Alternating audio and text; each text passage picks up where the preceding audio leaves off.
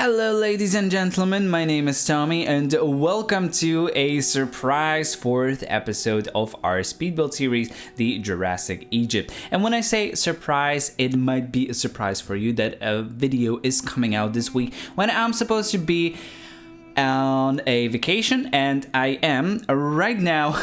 At the moment of releasing this, I probably am at my friend's wedding, half drunk or something. I mean, yeah, the party is real at this time. I guess it should. This is coming out at 6, so it might be right after the ceremony.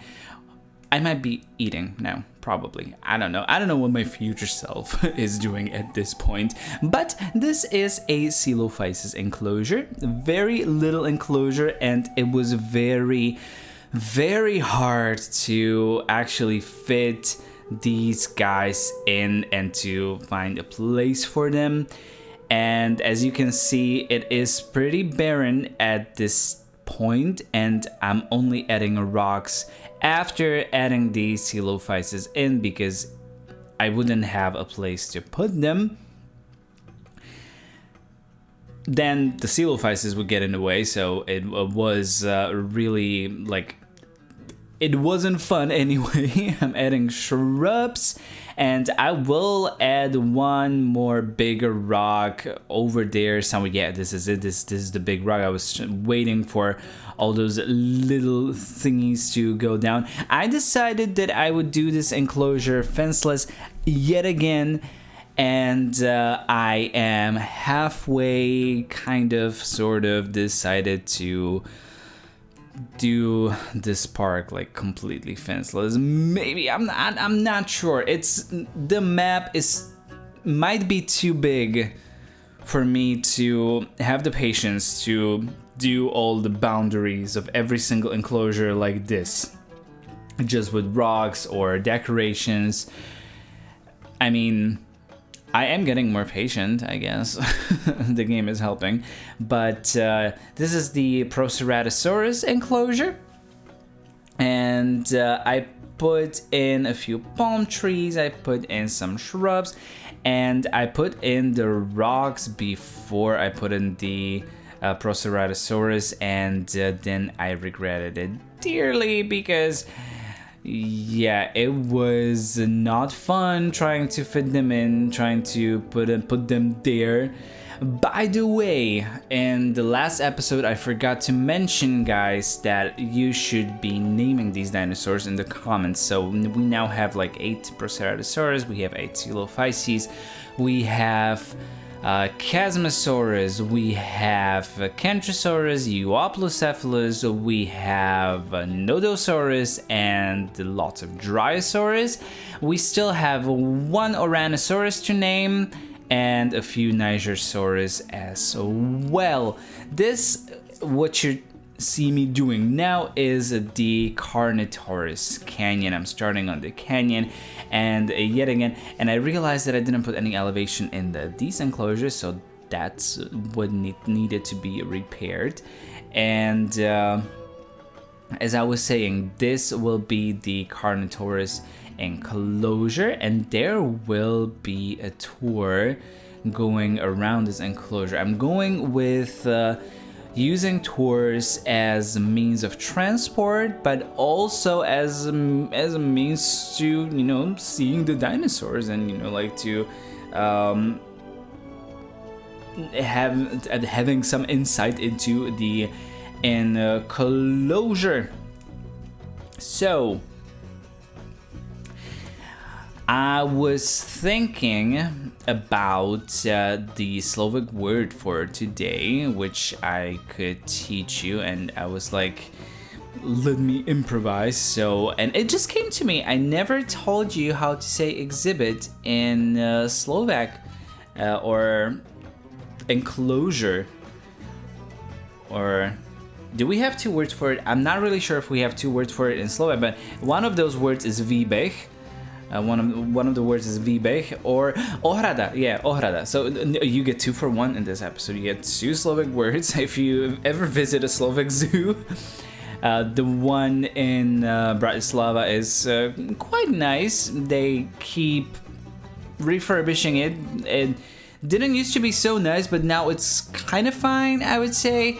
And often people would go to Bojnica to see some elephants, but I don't know, I would advise against it because those enclosures, I don't know, they're not really big for those elephants. I'm not really sure that it's humane, but yeah, I haven't been there for a long time, so there might be some changes or something else. They might have done something differently. I'm not really sure. I don't want to really like say anything. And I'm doing this rock wall over here, and when I say rock wall, I really do mean rock wall, so that the carnos don't get out. I was checking the view here if the enclosure is visible through the rocks. And this enclosure is right next to the Tyrannosaurus enclosure. So I had to put in a lot of rocks so that we are sure that the carnos don't have the Tyrannosaurus for dinner. I mean, the needs and the hunting and everything is turned off, but you know, for the sake of realism and plausibility. And this is what I meant by a rock wall. I'm putting down so many rocks, and I will be putting rocks on the at the side of the cliff as well, because we are kind of like counting with the fact that not all guests behave in a proper way, so we need to have a lot of rocks between the guests and the hungry Carnotaurus that could eat the guests.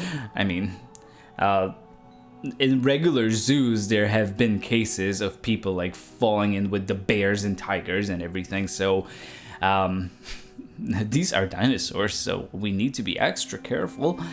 And I decided that this enclosure should be very, very barren. I'm putting down just a few shrubs around the rocks because it makes sense to put shrubs around the rocks, because we are counting with the fact that the dinosaurs can't reach in between the rocks, so they can't really stomp on any plant life that we have there.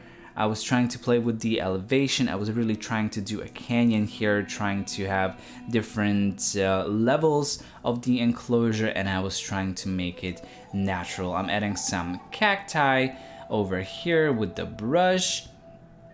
I don't know why the cacti brush is so big and the other ones are, you know, like smaller. It's just, it doesn't make any sense to me, but yeah. And with some few details, we're adding a few more rocks in the enclosure. Of course, we need a feeder.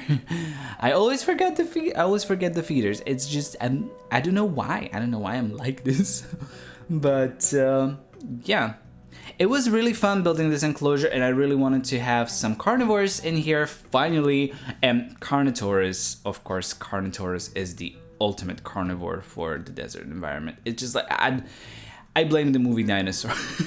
I blame the movie Dinosaur, and this was the view from the car, and I think that we are slowly heading towards the final overview in the capture mode. I finally learned how to say capture mode, or whatever.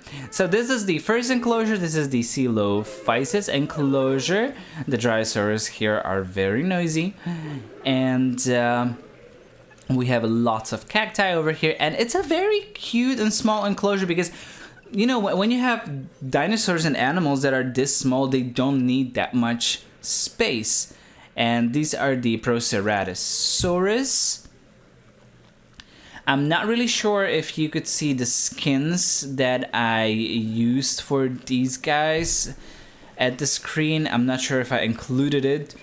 I'm just watching it now and I'm not sure, but whatever. The Carnotaurus have the default skin. I think that the default skin for the Carnotaurus is just the best, and like none of the other skins are like even come close to the default Carnotaurus skin. I don't know why. It's just like, this is perfect, and then the rest is all garbage. I don't know why, but I just love the Carno like this.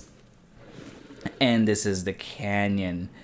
I love that you can see the canyon from the square, from the gardens, and from the viewing gallery, but also you have the tour from which you can see all the animals, and the tour also takes you to the next step, which we will be building in the future episodes, but I don't want to spoil too much. With this, I will say my goodbyes. Thank you, ladies and gentlemen, for watching. My name is Tommy. If you like the video, please like, comment, and share with your friends, and if you think that you will like my upcoming content, please do consider subscribing, because there's much more coming.